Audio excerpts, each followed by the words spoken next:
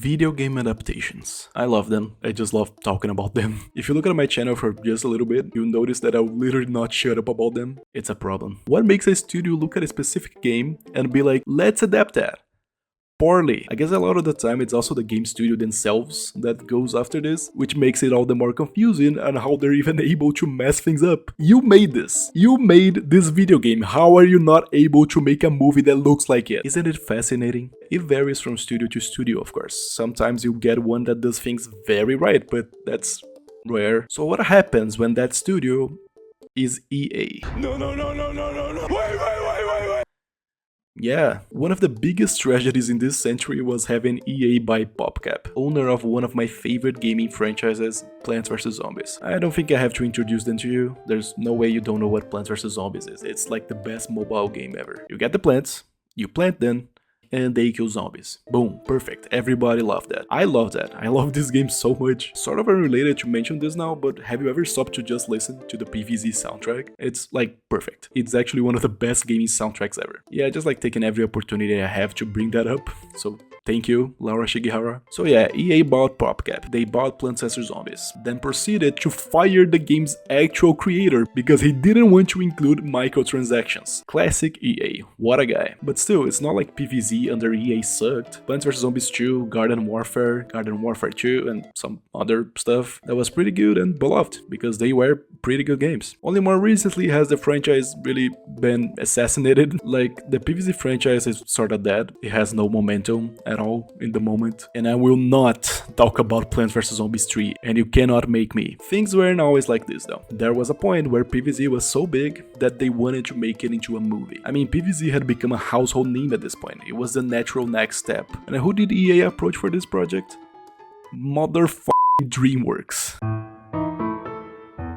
Man, I have a bad habit of making these intro sequences too long. So around 2015, Plants vs Zombies was still like an actual frequently talked about franchise. Garden Warfare released in 2014, and it was awesome. People liked Plants vs Zombies, it was still a big thing. The story here is sort of foggy, but I believe EA themselves were the ones to reach out to DreamWorks to adapt the games into a movie. And I gotta say, DreamWorks, perfect choice for this, given that they weren't gonna turn this into a boss baby. I think DreamWorks does very good adaptations actually. I mean, Captain Underpants, How to Train Your Dragon, even if it was very different, Dogman, The Bad Guys, and many more. Actually, you'd be surprised by how many DreamWorks movies are actually adaptations. Even Shrek, I bet you didn't even know Shrek was based on a book. And this is to say that most of these adaptation movies are actually among some of the company's best. So I do think they would really be able to come up with a banger PvZ movie. And the movie actually did enter production. They brought in concept artists like Peter Zaslak and Ruben Hickman, two regular concept artists for DreamWorks, and even Rich Werner, one of the original PvZ artists. Rich himself was the one to pitch the project to the studio, like a full-on pitch meeting, complete with script writing and concept art. It was a legitimate production plan. But yeah, apparently the whole thing was scrapped after about 5 months. From what we know, it came down to creative differences. DreamWorks and EA just couldn't agree on the direction of the movie. It sounds like DreamWorks had a quirky animated comedy in mind, while EA might have wanted something that pushed the brand in a different way. Or maybe they just didn't want to hand over the controls over the IP. Anyway, the project was quietly cancelled. No big announcement, no trailer, nothing.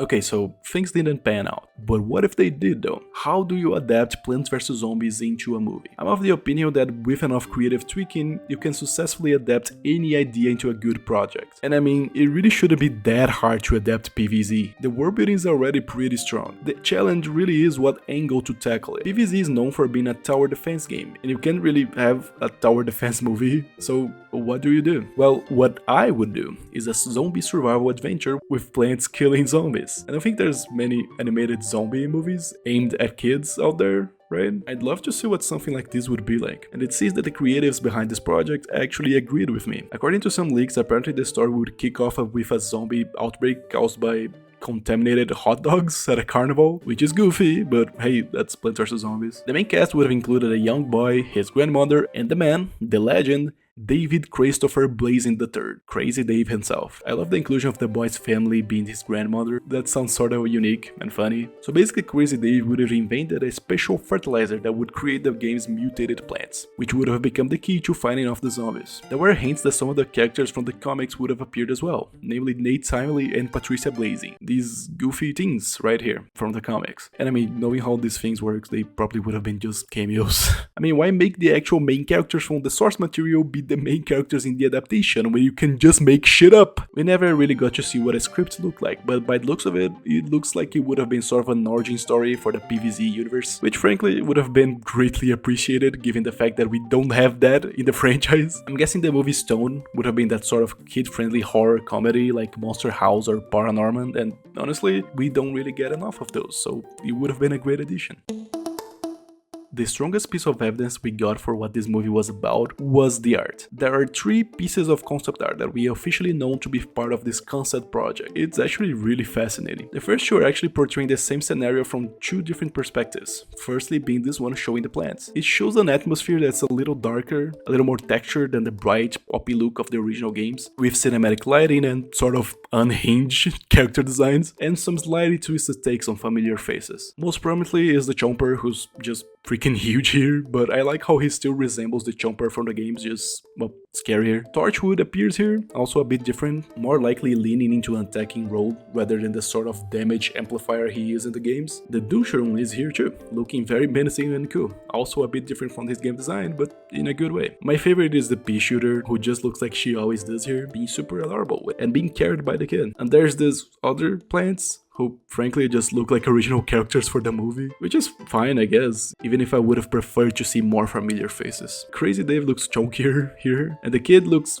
very generic, but the human character I love the most is the grandma. Look at this. This is peak character design.